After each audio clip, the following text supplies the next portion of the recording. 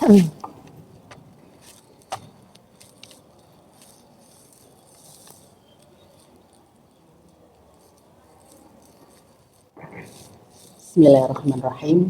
Assalamualaikum warahmatullahi wabarakatuh. Alhamdulillahilladzi hadana lihada wa ma kunna linahtadiya laula an hadanallah. Asyhadu an la ilaha illallah wa asyhadu anna Muhammadan abduhu wa rasuluh la nabiyya ba'dah. Jamaah rahimakumullah yang senantiasa dirahmati dan diberkahi, dan mudah-mudahan sampai kebahagiaan di dunia dan akhirat. Marilah kita haturkan rasa syukur kehadirat Allah Subhanahu wa Ta'ala yang senantiasa melimpahkan rahmat dan inayahnya kepada kita, sehingga pada pagi hari ini kita masih bisa bersilaturahim, memanjangkan usia, memanfaatkan sisa-sisa usia kita yang kaparingan Allah agar betul-betul bermanfaat di dunia ini dalam rangka thalabul ilmi. Salawat dan salam mudah-mudahan tetap melimpah kepada Nabi Muhammad Sallallahu Alaihi Wasallam. Bapak Ibu yang kami hormati, tadi Mbak Inayah lupa sedikit, ternyata belum dibuka. Nah, yuk monggo kita buka sesarengan pengajian kita ini dengan membaca Al-Basmalah. Bismillahirrahmanirrahim.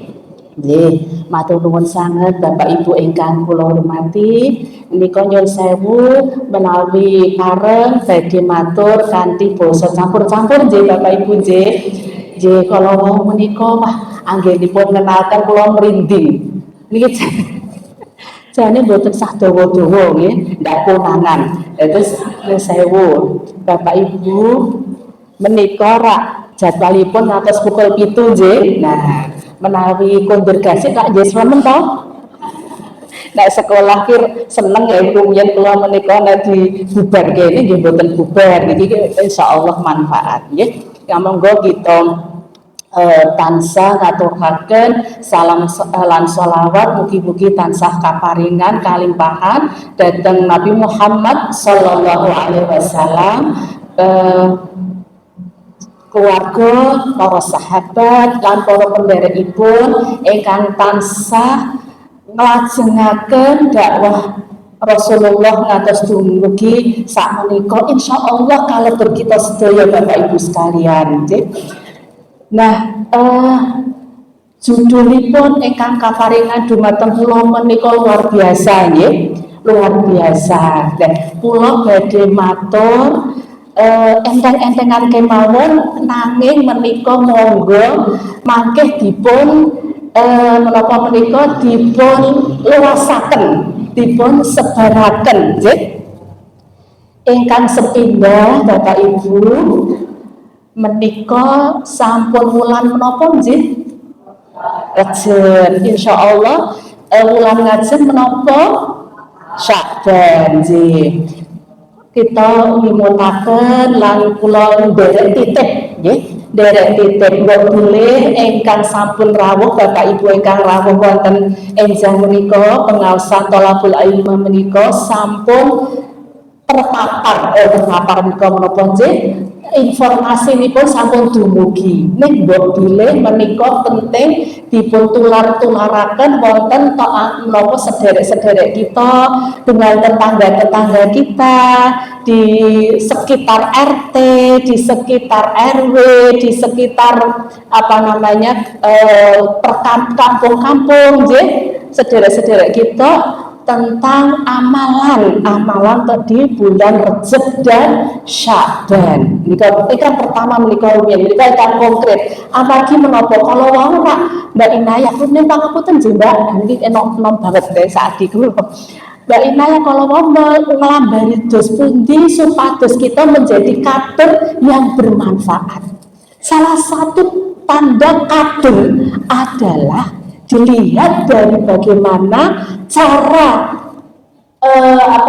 cara kadung itu beribadah. Nah, beribadah di Muhammadiyah punya kagungan faham atau kagungan pandangan nek ibadah mahdhah ki yo padha karo tuntunane Rasulullah. Nah, dipun padosi dasarnya apa? Akhirnya majelis tajik memberikan panduan beribadah. Sing jenengane nek Sya'ban, Rajab ki piye carane menyikapi? Karena sekarang ini banyak yang beredar, apalagi sosmed Bapak Ibu menika sangat gampang sangat kita itu mengakses informasi. Apakah itu lewat WA, apakah itu lewat sosmed yang lain, ya. Menika saged kata sangat Ibu-ibu. Nah, itu beredar tuntunan-tuntunan yang didasarkan kepada hadis-hadis atau dalil-dalil yang kurang tidak sahih, ya, tidak sahih. Nah, pramila menika coba kita nanti ini sedikit saja, saya kira sedikit saja yang mungkin bisa kita tularkan. Jadi kalau Rajab dan Sya'ban itu 2 bulan yang sangat dihormati di dalam di agama kita, sehingga dua bulan itu adalah bulan persiapan untuk Ramadan, untuk menghadapi Ramadan. Jadi suasananya itu sudah suasana Ramadan sejak Rajab itu. Apalagi Rajab itu termasuk salah satu dari 4 bulan yang dimuliakan, yang tidak diharamkan melakukan perbuatan-perbuatan yang zalim, itu Rajab. Semua amalan perbuatan itu di bulan Rajab akan dilipat gandakan, ya, dilipat gandakan. Nah, oleh karena itu maka pada bulan Rajab itu kita diminta untuk memperbanyak amal soleh, apapun amal solehnya. Apakah itu ibadah Ramadan, apakah itu ibadah-ibadah muamalah yang lain. Tapi jangan mengada-ada, jadi sabun mengada-ada. Jadi yang sesuai dengan yang dituntunkan saja. Nah, karena apa? Karena ada pandangan-pandangan yang misalnya puasa-puasa tertentu, ya, puasa-puasa tertentu di hari-hari tertentu, di malam-malam tertentu, misalnya sholat atau puasa, itu yang dikatakan dianggap itu menjadi tuntunan, padahal tidak. Nah, kita perbanyak saja amal soleh kita kalau itu hubungannya dengan ibadah motor yang sesuai dengan yang dituntunkan saja. Kalau puasa, ya puasa Senin Kamis. Kurang, ya puasa Dawo. Kok kurang? Puasa ayam multi. Lainnya itu orang bukan wonten. Tidak ada tuntunannya selain itu. Jadi misalnya ada puasa Roroib namanya, itu nggak ada yang sewu. Jadi dasarnya tidak ada, tidak dituntunkan. Puasa Roroib itu adalah puasa setiap hari Kamis. Nah, ada yang Kamis pertama harus puasa, itu jika tidak ada. Oh, nek salat tanggal 17 Rajab, itu juga tidak ada. Jadi yang masuk saja, yang disyariatkan saja. Kalau mau sholat, memperbanyak sholat, monggo sholat rawatibnya ditertibkan, duha, qiyamul lail, monggo, ya. Itu yang diperbanyak. Kemudian melakukan banyak ibadah-ibadah yang lain. Apalagi Bapak Ibu sekalian, Ya, qadarullah nggih. Qadarullah pada saat ini ada sebagian saudara-saudara kita yang telah diuji musibah pada saat pada di Aceh, Sumatera Utara, Sumatera Barat. Monggo, ini bagian dari tantangan amal soleh kita. Nah, ini nanti saya sambungkan bagaimana menjadi kader yang bermanfaat itu tadi. Yang tadi kader yang ada kader yang transformatif seperti itu ya, secara ibadah sesuai dengan tuntunan Rasulullah ya. Jadi amal soleh yang lain itu kita perbanyak sebanyak-banyaknya. Nah, kemudian, nah ini Bu, kalau istilahnya ada peringatan Isra Mi'raj. Piye kuwi? Nah, terus pundi? Tidak apa-apa, sepanjang satu tujuannya itu adalah untuk edukasi, untuk tarbiyah, untuk edukasi generasi muda kita misalnya. Kemudian juga untuk syiar, ya, untuk syiar. Kemudian tidak dilakukan secara berlebih-lebihan, itu juga tidak masalah. Tidak perlu ditarik di dalam ibadah mahdhah. Kira bid'ah zaman dia Rasulullah rawuh. Ya memang pada saat itu Rasulullah memang tidak menyelenggarakan. Tapi kemudian ada ada tradisi-tradisi baik yang itu tidak bertentangan dengan Islam, itu boleh-boleh saja dilakukan. Nah, orang dosa, betul dosa, gitu. Kemana? Kan kadang mawon. Kalau dilaksanakan boleh tidak? Ya boleh, tidak apa-apa. Karena ini termasuk muamalah duniawiyah. Dengan pengajian Isra Mi'raj misalnya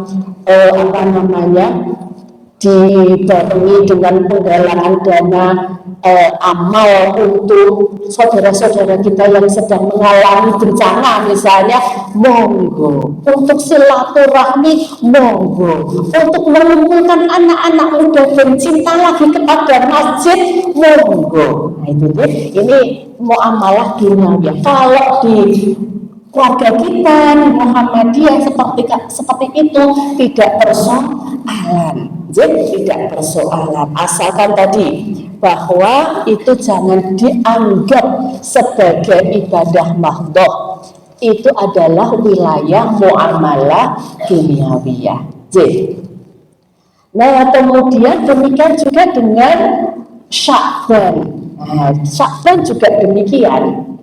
Di bulan Sya'ban ini Rasulullah itu tidak seolah-olah tidak pernah berbuka, ya, seolah-olah pada bulan Sya'ban atau katakanlah kalau di bulan Jawa istilahnya itu ruah, ya, ruah. Jadi kalau kita kan selalu mentradisikan, mengucapkan atau mengatakan, menyebutkan dengan bulan-bulan Hijriyah, ya, Sya'ban. Di bulan Sya'ban itu di hadis Rasulullah disampaikan bahwa dari Aisyah itu kata Nabi kita orang tahu buka, seolah-olah tidak pernah berbuka. Artinya kerap sekali melakukan atau mengerjakan puasa. Nah ini ibu ya dan bapak mengerjakan puasa. Jadi sama. Karena apa? Pada bulan Sya'ban ini semua amal kita diangkat. Semua amal soleh kita diangkat di langit di hadapan Allah. Nah, pada saat itu Rasulullah ingin ketika amal diangkat dalam kondisi anak shaim, saya sedang berpuasa. Jadi seolah-olah Rasulullah itu tidak pernah berbuka. Artinya kerap sekali berpuasa. Nah ini kondisi seperti ini secara psikologis ya, tadi saya katakan dari aspek psikologis kita sudah siap. Dan pada saat bulan-bulan seperti ini banyak sekali yang ingin lagi carane poso sing bener intinya supaya besok pada bulan Ramadan kita sudah siap. Anak-anak kita juga bisa kita kondisikan siap. lingkungan kita kondisikan juga siap, masyarakatnya juga siap, sehingga situasi ini sudah bisa kita rasakan sebelum Ramadan tiba. 2 bulan sebelumnya itu sudah kerasanya kok meh poso sedih istilahnya gitu ya, puasa lagi. Nah, alhamdulillah, mudah-mudahan Bapak Ibu sekalian rahimakumullah, pada bulan Ramadan ini kita bisa melaksanakan kewajiban puasa kita dengan lebih baik daripada pada tahun-tahun yang lalu, ya. Karena apa? Pada hakikatnya 2026 itu umur kita sudah berkurang lagi setahun, Bapak Ibu, ya Allah, ya. Nah, padahal di dalam hadis dikatakan sapa sing dawa umure lan sing manfaat sing wong beruntung menika sing dawa umure lan manfaat umure. Tapi dawane umur itu bukan nanti kita tahu ya Ibu Bapak ya. Tidak tahu. Apakah jaminan anak muda itu akan awet usianya? Tidak jaminan. Apa sing sewu lho, apa sing sepuh? Jaminan lebih cepat ya urut-urutan. Jadi usia itu Allah yang Maha tahu.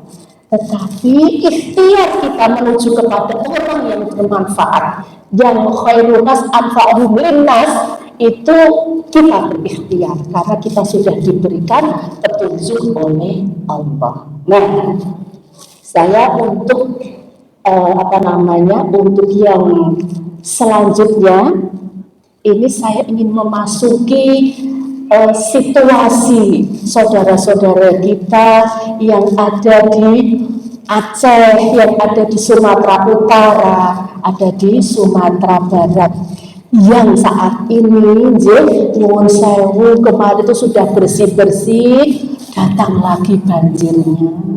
Allah, terus Ibu, yang namanya kenapa menurut informasi di lapangan itu teman-teman kita di NDMC, di relawan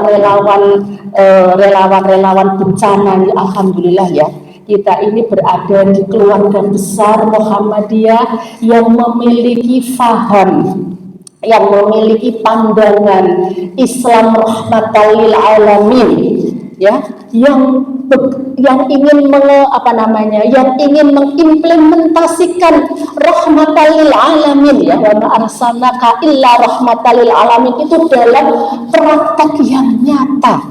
Nah, praktek yang nyata ini salah satunya adalah bagaimana Muhammadiyah itu sangat peduli terhadap penderitaan, kesengsaraan orang lain. Sejak Kiai Dahlan, kalau mau jadi Kiai Dahlan itu ketika mengajarkan Al-Ma'un sampai berbulan-bulan, yang namanya Kiai Sujak pada saat itu, ya, Pak Sujak waktu itu salah satu murid beliau yang mengikuti pengajian beliau pengajian beliau tentang Al-Ma'un ini sampai protes, Kiai kok bukan muda nggak terlalu mulangane niku, kita udah hafal terus sampai kalau dulu itu memang sangat belajarnya itu sangat mendalam, sampai pun hafal, sudah diterjemahkan terus diprakteknya bingung. Nah, itu jadi apa yang dibaca, Quran yang dibaca itu tidak sekedar dihafal, dibaca apa meneh dihafal sangat, apa malih artinya dimahami sangat, tapi itu tidak cukup Bapak Ibu, harus dipraktekkan. Iki janjane Quran ini, ayat ini, apa to spirite, apa iki? Nah, menapa niku? Ketika ini salah satu contoh ini, contoh yang lain misalnya, ketika Kiai Dahlan dan Nyai Walidah maos Quran surat An-Nahl ayat 97. Surat itu apa Ibu? Man amila sholihan min dzakarin wa aw untha wa huwa mu'minun falanuhyiyanahu hayatan thayyibah wa lanajziyannahum ajrahum bi ahsani ma kanu ya'malun. Ketika dibaca itu tidak sekedar dihafal, direnung, dipikirkan betul oleh Kiai Dahlan.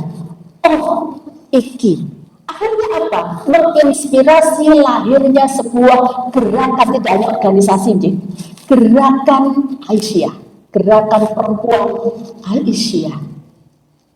Itu bacaan Kiai Dahlan terhadap Al-Quran. Nah, sebegitu juga ketika Al-Ma'un itu terus dipraktekkan kok dulu. Prakteknya bagaimana pada saat itu mencari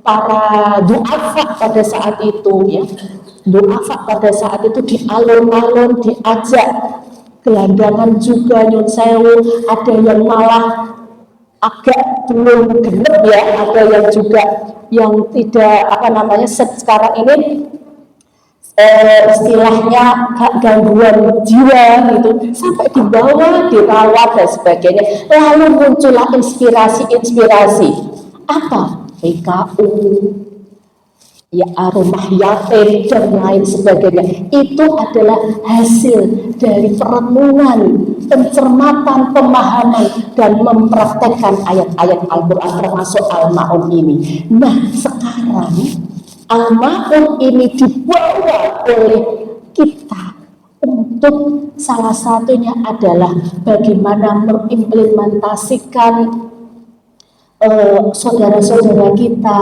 yang sedang mengalami musibah yang namanya bencana. Nah, ibu-ibu dan bapak rahmatullah, kalau kita menilik tentang bencana, nah ini kalau bencana itu kan lagunya Rhoma Irama, siapa yang tahu? Yang baca itu, ya, itu merinding kalau itu, ya. Buat yang hafal, nah, mungkin ada yang hafal Bapak Ibu, Jadi yang namanya kalau menurut Al-Quran Bapak Ibu, musibah itu adalah sesuatu yang menimpa pada diri kita, siapapun itu musibah. Dan musibah itu ada yang hasanat, baik, tapi ada juga yang sayyiat. Ada yang hasanat, ada yang sayyiat. Nah, yang hasanat ada segala sesuatu yang menimpa kita yang berupa kebaikan-kebaikan, kenikmatan-kenikmatan yang membuat kita itu senang, bahagia. Itu juga musibah.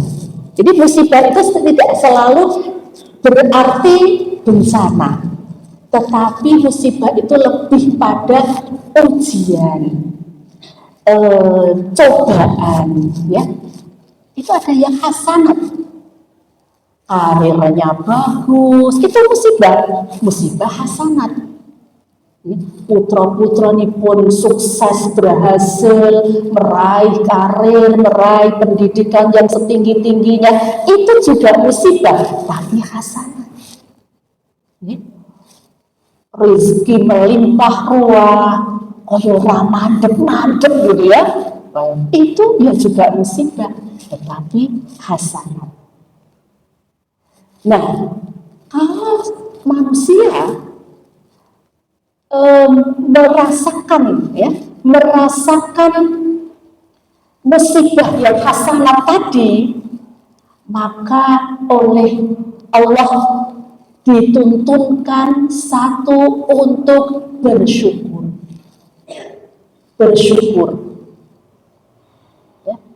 Bersyukur itu tidak hanya dengan lisan, tetapi harus dengan 3 aspek. Bersyukur dengan hati, dengan lisan, dan dengan perbuatan. Muhammad Abdul itu mengatakan bersyukur dengan hati itu ikhlas ya, ikhlas, ridho, menerima kebaikan-kebaikan yang Allah berikan kepadanya. Ada bangsa kesenangan yo ridho wae, seneng-seneng wae nek kebaikan. Iya. Tetapi harus ditunjukkan dengan sikap yang baik. Apa sikap baik? Ketika itu menandakan ikhlasnya dalam hati. Pertama, tidak ria. Tidak ria. Bukan sakit tutup. Terus ngerti. Tidak ria. Tetap bersahaja, sederhana, ya, tetap bersahaja. Kemudian tidak sombong, ya, tidak sombong loh. Awang dia tuh, ngapang di anak pun itrana yang ngomongkan anak raganti, nah, saya anu tuh sawah pirang-pirang, nah, saya gitu. Itu karena Allah membuka jalan kemudahan. Itu karena kebaikan Allah yang memang Allah Maha Baik. Itu ekspresi, ya, ekspresi atau ekspresi atau wujud dari bagaimana hati kita itu ketika menerima musibah yang hasanat itu ridho, rela, dan menerima. Setelah itu tentu diikuti dengan alhamdulillah. Segala puji kita kembalikan kepada Allah. Tidak cukup dengan lisan, harus diwujudkan juga dengan perbuatan. Apa?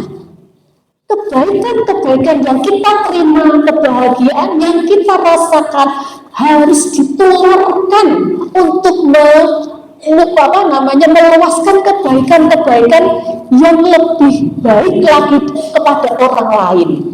Ditularkan, ya, tidak untuk kita rasakan sendiri, tapi diluaskan untuk kebaikan yang lain.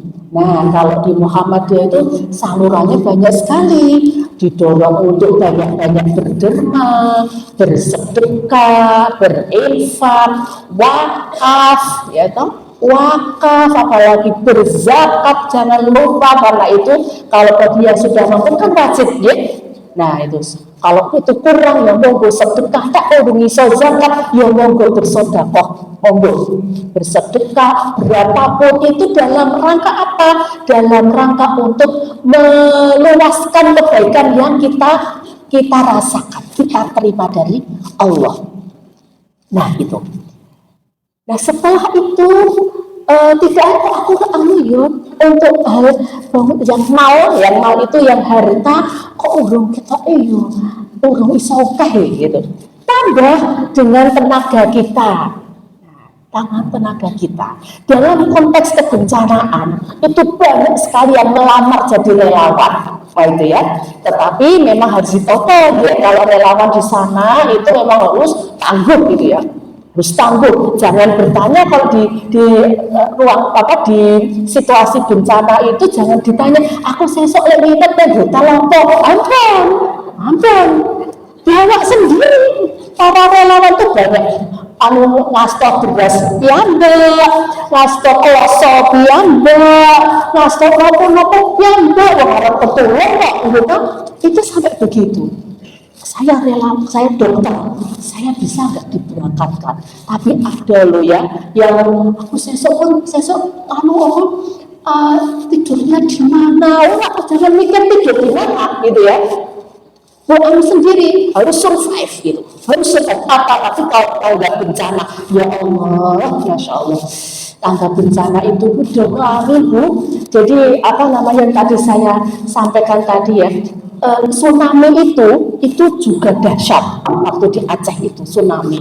Tetapi tsunami itu begitu ombaknya, airnya itu mengguyur gitu ya, menghapus, menghanyutkan, tapi langsung surut. Ini tidak, ini kan banjir Bu dan Bapak. Nah, banjir itu membawa lumpur. Nah, begitu airnya itu belum nyesep ya, karena harus pelan-pelan, lumpurnya itu sampai 2 meter, 3 meter, dan lama-lama mengeras. Sing dereng mengeras lunyur, bletok ngoten aku, Pak wong iku napa menika lumpur. Terus kalau mengangkat kaki nggak bisa. Nah, itu kalau tidak diselamatkan selesai.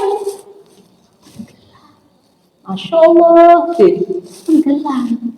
Nah, ini luar biasa. Jadi ini pelan-pelan dicari anunya mayat-mayat itu ya di dalam lumpur sudah mulai dibersihkan dan akhirnya mulai atas itunya. Nah, ibu-ibu ini situasi yang terjadi pada saat ini. Nah, oleh karena itu yang tadi saya kembalikan, yang hasanat tadi. Sekarang kalau yang sayyiat itu bagaimana kalau kemudian yang sayyiat itu menimpa musibah yang sayyiat. Sayyiat itu yang menimbulkan kerusakan, menimbulkan kita menjadi sedih ya, sedih, kehilangan, depresi. Karena apa? Pada saat bencana ini tiba-tiba sungsuk gombol gedung, istilahnya kalau zaman dia itu istilahnya sungsuk banget, jadi melarat banget.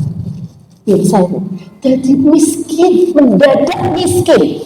Coba kita bayangkan, yang luar biasa punya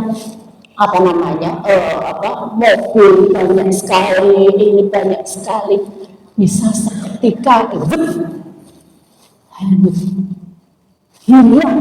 Nah, pada saat itulah orang sedang dalam masa sangat kritis kejiwaannya, ya, kejiwaannya, sehingga kalau orang imannya itu enggak kepada Allah ya, jadi disinilah ya, disinilah sesungguhnya masa-masa kritis ketika ia harus didampingi secara spiritual keagamaan dan secara psikologis harus didampingi karena apa-apanya hilang. Jangankan harta, mungkin juga keluarganya sendiri juga hilang.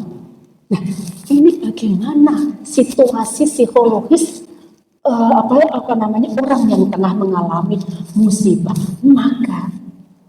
Maka agama kita Islam itu mengajarkan sangat indah.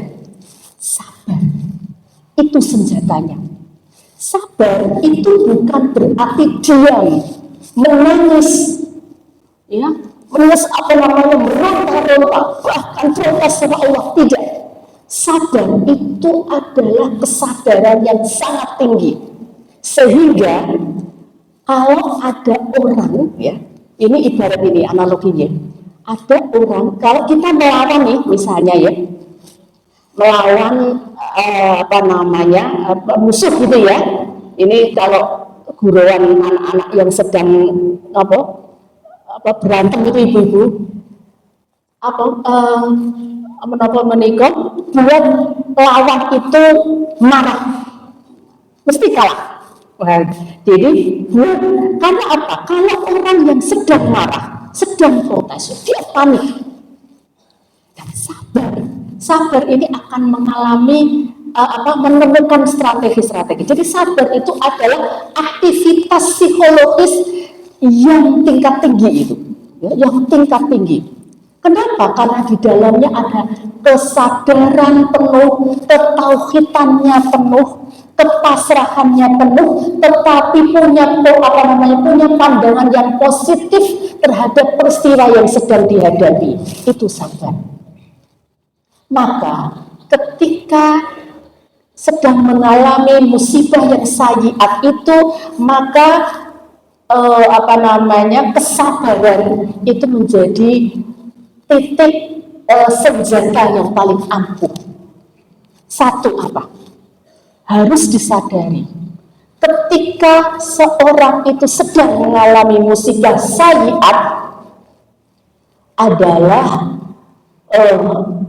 merasa dirinya tidak boleh merasa sendirian. Allah bersama kita. Itu harus ditanamkan. Allah menolong kita. Itu harus ditanamkan. Ya. Dan insya Allah betul-betul akan ada pertolongan, harus yakin. bahwa Allah akan menolong kita. Nah,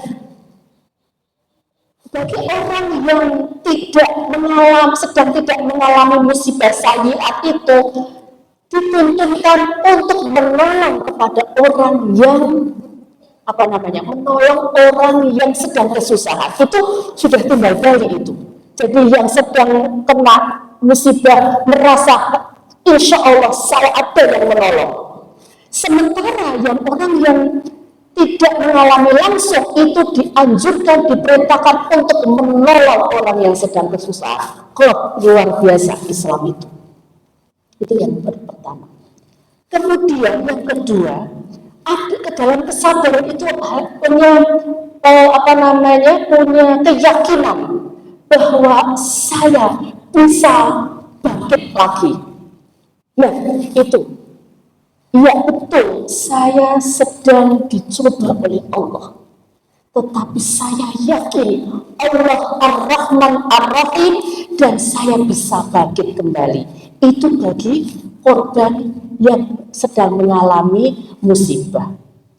Nah, sementara orang yang tidak mengalami musibah, masyarakat kita yang sedang tidak mengalami musibah ini harus bisa mengimplementasikan Rahman dan Rahim Allah itu. Caranya apa? Memberikan rasa kasih sayang kepada para korban itu dengan memberikan bantuan yang sebaik-baiknya, selayak-layaknya memanusiakan dan memuliakan manusia. Harus layak. Oleh karena itu, Bapak Ibu sekalian, kita dianjurkan kemarin oleh MDMC, kalau maringi, misalnya ruko, pakaian, kalau bisa yang baru. Nah, yang baru. Makanan juga yang terbaik, ya. Makanan yang terbaik, karena yang akan kita causi, yang akan kita bantu itu juga orang-orang yang dimuliakan Allah, gitu. Jadi sebaik-baiknya. Jadi cara menolongnya itu juga maksimal, gitu ya, maksimal dan tidak asal-asalan. Nah, yang kemudian yang sabar itu juga mengandung bahwa saya harus menjadi orang yang lebih baik ke depannya. Karena ini musibah ini pada hakikatnya adalah Rahman dan Rahim Allah. Ya, Allah tidak akan menzalimi seseorang. Allah tidak akan menyiksa seseorang. Ini adalah bentuk Rahman dan Rahim Allah agar kita kembali kepada Allah. Ya tubuh ilallah. Kembali bertaubat itu kan artinya kembali kepada Allah. Mungkin selama ini kita itu punya kelalaian di dalam menjalani kehidupan dunia